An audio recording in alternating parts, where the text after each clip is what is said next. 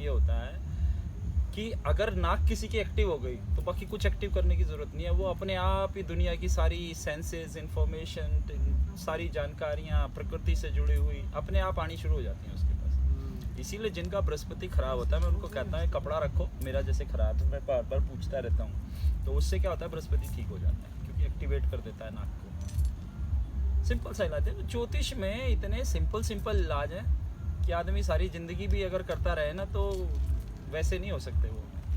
Simple सा इलाज, ये काम नाक ठीक हो गया, आपका जुपिटर ठीक हो गया। और जुपिटर जिसका ठीक है अब तो क्या करूं मैं, हिंदी में ही निकल रहा है मेरा तो आज। Today you beer in Hindi. А мы это слышали на You talk about natal card? Где Юпитер, где у меня записано.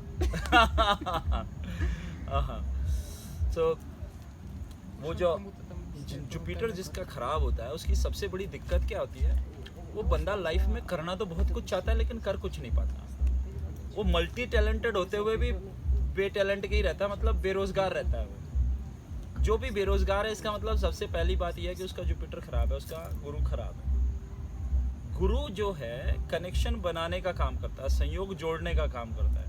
यानी आप देखिए जैसे विवाह है, विवाह का कारक जो है वो गुरु है, लेकिन विवाह पालक गुरु नहीं है, विवाह पालक शुक्र है।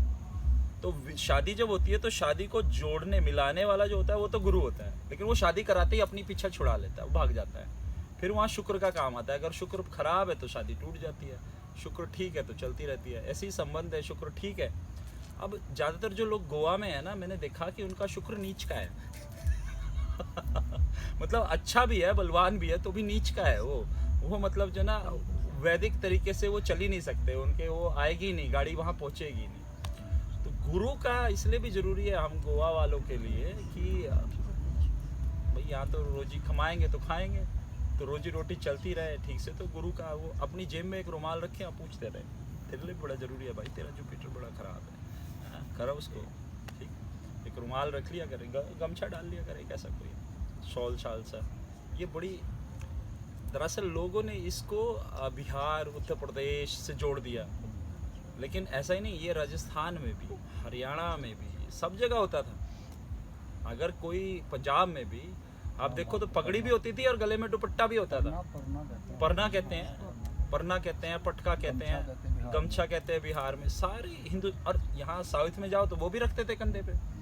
पूरे हिंदुस्तान में हर कल्चर में गले में एक एक्स्ट्रा कपड़ा रखना जरूरी था।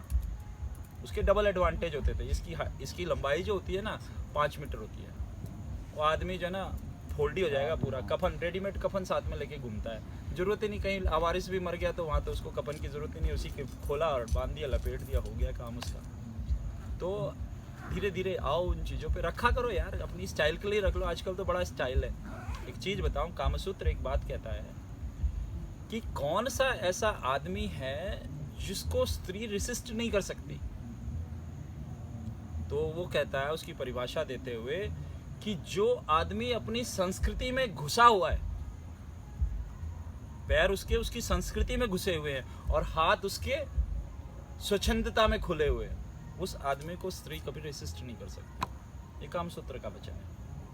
यानी अपनी कल्चर से जिसको प्रेम है वो एक डिमांडेबल आदमी हो जाता है, नेचुरली इन डिमांड हो जाता है। क्योंकि आजकल तो कल्चर को ही लोग भूलते जा रहे हैं ना। रूट से जुड़ा हुआ है। जो रूट से जुड़ा हुआ है वो वृक्ष फलता फूलता है, और रूट से नहीं जुड़ता नहीं फूलता बहुत छोटी छोटी चीज़ों का हमारी संस्कृति में ध्यान रखा गया, बहुत छोटी छोटी चीज़ों का। जैसे अब आपने जीन्स पहन ली, आपत्ति कोई नहीं है।